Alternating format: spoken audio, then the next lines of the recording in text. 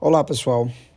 Nessa aula nós vamos abordar um dos conceitos mais importantes e poderosos no mundo dos microcontroladores e sistemas embarcados no geral, que são as interrupções. Sabe quando o microcontrolador está executando uma tarefa, mas de repente ele precisa reagir imediatamente a um evento externo, como por exemplo, pressionar de um botão, um sinal de um sensor ou até mesmo uma falha no sistema? Então, é aí que vão entrar as interrupções. Nessa aula nós vamos entender o que são interrupções, por que elas são tão úteis e como elas funcionam nos bastidores. As interrupções são recursos de hardware que permitem o monitoramento constante de determinados eventos que interrompem temporariamente o fluxo normal de execução de um programa para que o microcontrolador possa responder rapidamente a alguma situação externa ou interna. Pense que uma interrupção é como se fosse um chamado de emergência. Quando algo importante acontece, o microcontrolador pausa o que está fazendo, atende aquele evento e depois continua de onde parou. Esses recursos são os que permitem que os microprocessadores e os microcontroladores de núcleo simples executem múltiplas tarefas concorrentes. Por exemplo, imagine que o microcontrolador está ocupado atualizando um display, mas de repente alguém aperta um botão. Existem duas formas de identificar quando esse botão é pressionado.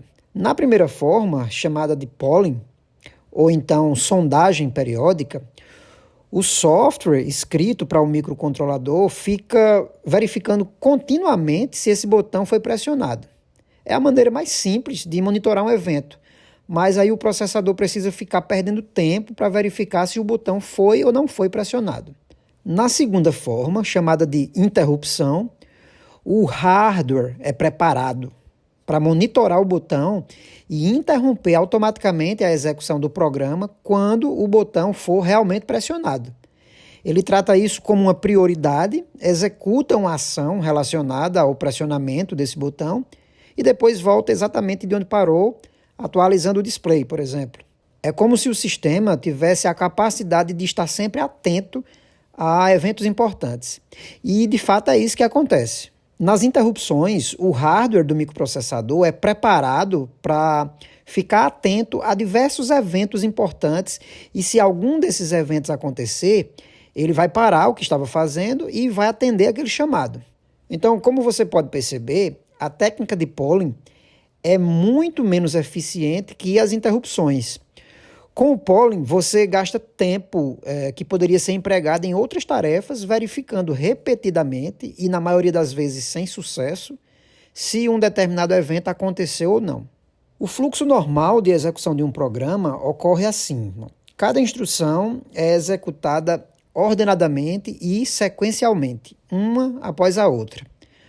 O programa, claro, pode ter laços de repetição e desvios, como if, else, switch case, do while, for.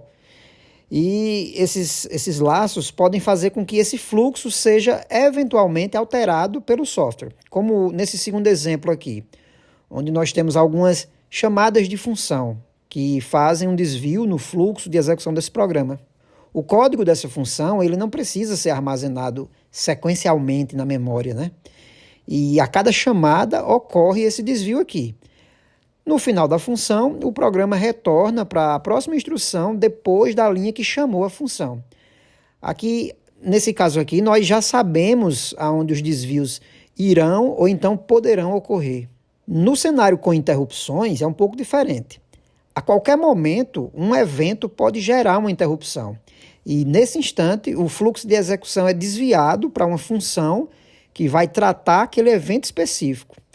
Ao final da função, o programa volta a ser executado a partir da instrução seguinte, onde aconteceu a interrupção. Nesse contexto aqui, os desvios são em momentos imprevisíveis, porque dependem do surgimento de um evento específico, que pode acontecer a qualquer momento, Mas sempre que ocorre, um desvio vai ser gerado para uma função ser executada e atender aquele evento imediatamente. Aqui estão apresentadas as características de uma interrupção. Como eu falei, a interrupção pode acontecer a qualquer momento. A interrupção é gerada por um sinal enviado ao processador. Esse sinal pode vir de pinos de PIO, de outros periféricos, ou até mesmo do próprio processador. E isso modifica o conteúdo do contador de programa, né, o PC, para que o processador possa efetuar o desvio para o endereço da função que vai atender aquela interrupção. Para que esse desvio seja efetuado, o processador precisa armazenar o contexto, ou seja, o conteúdo dos outros registradores na memória para que, ao retornar da função de atendimento, os valores sejam os mesmos, né, que haviam antes do desvio ser efetuado. No estudo das interrupções, a gente vai lidar aqui com esses conceitos que estão apresentados aqui, né? Nós começamos com a fonte de interrupção, que é qualquer elemento de hardware, como um botão, um sensor, um periférico, que detecta um evento específico e envia um pedido ao processador. Esse pedido é chamado de IRQ, que significa Interrupt Request. É basicamente um sinal dizendo: ei, algo importante está acontecendo aqui. Quando o processador recebe esse pedido, ele pausa o que estava fazendo e chama uma rotina de serviço de interrupção, ou ISR, de Interrupt Service Routine. Essa rotina é uma função que contém o código que deve ser executado em resposta a esse evento. E por fim, nós temos aqui o vetor de interrupção, que é o endereço de memória onde a ISR está localizada. Esse endereço fica em uma tabela chamada de tabela de vetores de interrupção, ou Interrupt Vector Table, né? Que o processador consulta para saber qual é a função que vai ser executada para cada tipo de interrupção. As interrupções podem ser classificadas em duas categorias: as preemptivas e as não preemptivas. Uma interrupção preemptiva pode interromper imediatamente a execução do código, né, atual, para que um evento mais urgente seja tratado. Assim que o evento ocorre, o processador salva o contexto atual da execução, executa a rotina de interrupção e depois retorna exatamente de onde parou. Então isso permite respostas rápidas e precisas a eventos importantes, mas isso requer um hardware mais complexo para ser implementado em um processador ou em um microcontrolador. Uma interrupção não preemptiva, ela só é atendida quando o processador terminar a tarefa atual, ou então quando chegar a um ponto em que seja seguro trocar o contexto. A interrupção ela é reconhecida, mas ela é adiada até que o processador esteja pronto para executá-la. Isso reduz a complexidade do microcontrolador, a complexidade do sistema, né? Evitando a concorrência e problemas de sincronização, mas isso gera atrasos para poder responder a esses eventos importantes. Nós vamos ver nessas figuras aqui o fluxograma de execução de programas com interrupções, levando em consideração o atendimento preemptivo e não preemptivo. Então, nessa primeira figura, o programa está executando o código principal quando ocorre uma requisição de interrupção, chamada aqui de IRQ1. Aí, nesse instante, o código principal é interrompido para o processador poder executar a ISR1, que é a função de atendimento, né, à interrupção a esse evento que gerou essa requisição, a IRQ1. Então, ao concluir essa função, o processador retoma a execução do programa principal. E aí, cada vez que ocorre uma nova requisição, o processador interrompe imediatamente o programa principal, para executar a rotina ISR1. Nessa outra figura aqui, nós temos dois periféricos gerando as IRQs 1 e 2. Porém, nesse caso aqui, a IRQ2 tem uma prioridade maior do que a IRQ1. Então, aqui, quando ocorre a IRQ1, o processador interrompe o programa principal para executar a ISR1. Durante a execução da ISR1, ocorre uma nova requisição de interrupção, no caso agora da IRQ2, que tem, nesse caso, né, uma maior prioridade. Então, imediatamente o processador interrompe a execução da ISR1 e passa a executar a ISR2. Ao final da ISR2, o processador retoma a execução da ISR1, que foi interrompida, e ao final da ISR1, o processador retoma a execução do programa principal. Nessa figura aqui, a ideia é a mesma, mas nesse caso, a IRQ1 tem maior prioridade que a IRQ2. Ou seja, se o processador estiver executando a ISR2 e ocorreu uma requisição IRQ1, então o processador interrompe a ISR2 para executar a ISR1. Depois retoma a ISR2 e, por fim, retoma a execução do programa principal. Tanto nessa figura quanto na outra, na anterior, é permitido uma interrupção interromper o atendimento de outra interrupção, como a gente viu, desde que ela tenha maior prioridade. Isso é chamado de aninhamento de interrupções. Nessa outra imagem, não há prioridade no atendimento e, nesse caso, também não ocorre o aninhamento de interrupções. Ou seja, são interrupções não preemptivas. Por exemplo, nesse instante ocorre a IRQ1. O processador interrompe o programa principal para executar a ISR1 e durante a execução dela ocorre uma segunda interrupção, a IRQ2. O atendimento nesse caso não é imediato. Essa requisição ela fica registrada pelo processador, mas ela só vai ser executada, né? A ISR2, no caso, só vai ser executada ao final da execução da ISR1. Então, ao final da ISR2, o processador retoma a execução do programa principal.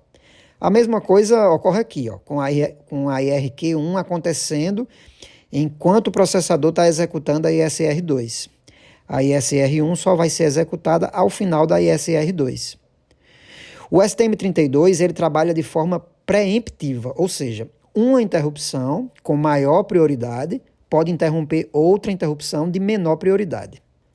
Então, nesse sentido, o STM32 possui um hardware controlador de interrupções chamado NVIC, de Nested Vectored Interrupt Controller, para configurar e manipular várias fontes de interrupções. Esse hardware permite o atendimento preemptivo das interrupções. Aqui, praticamente todos os periféricos, incluindo as portas GPIO, são fontes de interrupção e podem enviar solicitações de interrupção. Além das solicitações de interrupção, existem outros eventos que podem ser atendidos pelo processador, chamados de exceções. Na arquitetura ARM, na verdade, uma interrupção é um tipo específico de exceção. O controlador NVIC pode suportar até 256 fontes de interrupções, apesar de conter bem menos implementadas no hardware do chip específico. Então, diferentes microcontroladores podem ter diferentes quantidades de fontes de interrupção implementadas fisicamente no chip. Nessa figura, nós temos várias fontes de solicitação de interrupção, que são as Interrupt Requests, as IRQs, né? Que a gente pode habilitar ou não. A gente também tem uma interrupção não mascarável, que é essa NMI, que ela está sempre habilitada. E tem uma interrupção de um temporizador chamado SysTick, além também de algumas exceções do sistema, chamadas de System Exceptions. As solicitações, ou IRQs, são geradas por periféricos como as portas GPIO, os timers, os conversores, as interfaces de comunicação e as exceções do próprio núcleo do processador. E também elas podem ser geradas utilizando software. Nessa tabela aqui, cada interrupção é identificada por um número, que varia de -15 a 240, e elas são classificadas em dois grupos. As primeiras 15, numeradas de -15 a -1, são as interrupções do sistema ou do núcleo do processador, e também são chamadas de exceções do sistema. Esses números são pré-definidos pela ARM. As outras 241 interrupções são reservadas para os periféricos. A quantidade e os números identificadores de cada interrupção são definidos pelo fabricante do chip para cada microcontrolador. As ISRs, ou seja, as funções que são executadas quando um evento de interrupção acontece, são chamadas aqui nessa tabela de manipuladores ou de handler de exceção. Para cada fonte de interrupção, existe uma handler associada. Existe uma camada de software que garante a abstração do hardware dos processadores ARM Cortex, chamada de CMSIS, que vem de Cortex Microcontroller Software Interface Standard. O CMSIS define os nomes das ISRs. Os nomes das interrupções são específicas do dispositivo e são definidas nos arquivos de cabeçalho do dispositivo, do microcontrolador, por exemplo. E esses arquivos eles são fornecidos pelos fabricantes dos microcontroladores. Os números das interrupções, por exemplo, interrupção 0, se refere às entradas de interrupção no hardware do controlador NVIC. A prioridade determina a ordem na qual as interrupções serão atendidas, quando mais de uma interrupção ocorrer simultaneamente. Algumas interrupções têm prioridade fixa e outras são programáveis. O nível de prioridade de cada exceção ou interrupção pode ser programado por meio de registradores que ficam no bloco de controle do NVIC. Especificamente no STM32F407, é possível a gente programar até 16 níveis distintos de prioridade. Esses níveis variam de 0 a 15. Quanto menor o valor do nível, maior é a prioridade da interrupção. O valor 0 tem a prioridade mais alta. Quando duas interrupções são configuradas com o mesmo valor no nível de prioridade, aquela que tiver o menor número de exceção será atendida primeiro. No cenário preemptivo, uma interrupção de prioridade mais alta pode antecipar ou interromper uma interrupção de prioridade mais baixa. Se uma interrupção de mais baixa prioridade está sendo atendida e ocorre uma de prioridade mais alta, a função de atendimento à primeira interrupção é interrompida para aceder o processador, para a função de atendimento à interrupção com a maior prioridade. Esse cenário é chamado de interrupção aninhada, como eu falei, quando uma interrupção interrompe outra em andamento. Antes de usar qualquer interrupção, é necessário que a gente faça o seguinte: a gente configure o nível de prioridade da interrupção, configure e ative o controle de requisição da interrupção no periférico que demanda a interrupção e, por fim, habilite a interrupção no controlador NVIC. Tudo isso aqui é feito por meio de uma série de registradores. Para facilitar o gerenciamento das interrupções, o CMSIS oferece funções de acesso a esses registradores. As funções de controle de interrupção que são mais comumente utilizadas são essas mostradas nessa tabela aqui, ó. Por exemplo, a função NVIC Enable IRQ, ela habilita uma interrupção. NVIC Disable IRQ, ela desabilita uma interrupção. E a NVIC Set Priority, ela especifica a prioridade de uma interrupção. Existe uma rotina de serviço, uma ISR, associada a cada interrupção.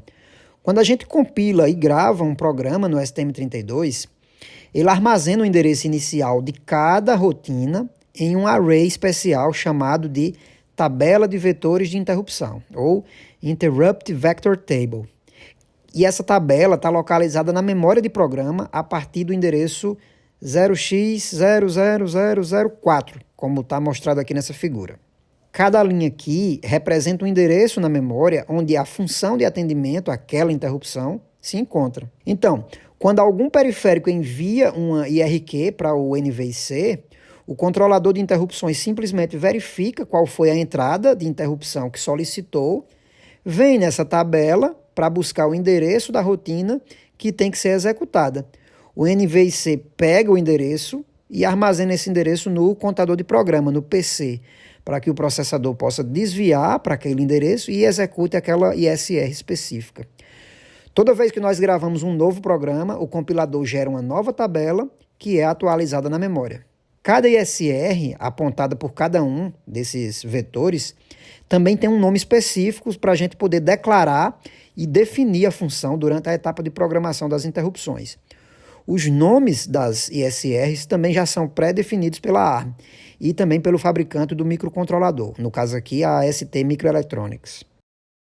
Aqui no explorador do projeto nós temos a pasta Startup e dentro dessa pasta nós temos esse arquivo aqui, que está escrito em linguagem Assembly.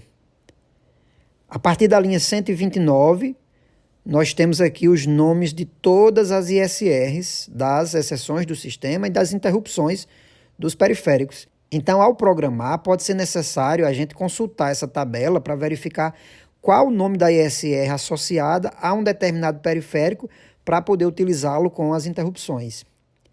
Por exemplo, na linha 164 aqui, nós temos aqui a ISR ADC IRQ Handler. Nesse caso aqui, essa é a ISR do conversor analógico digital, que a gente vai estudar futuramente.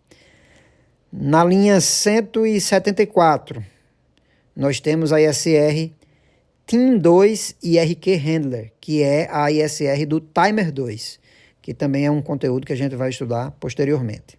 Então, resumindo, cada linha aqui contém um vetor e o respectivo nome associado para cada ISR, para cada periférico. Nós vamos ter a oportunidade de usar algumas dessas funções para a gente poder implementar interrupções em alguns periféricos que nós vamos estudar. Agora que nós já fizemos uma introdução aos conceitos sobre interrupções, nós podemos aplicá-los no nosso microcontrolador.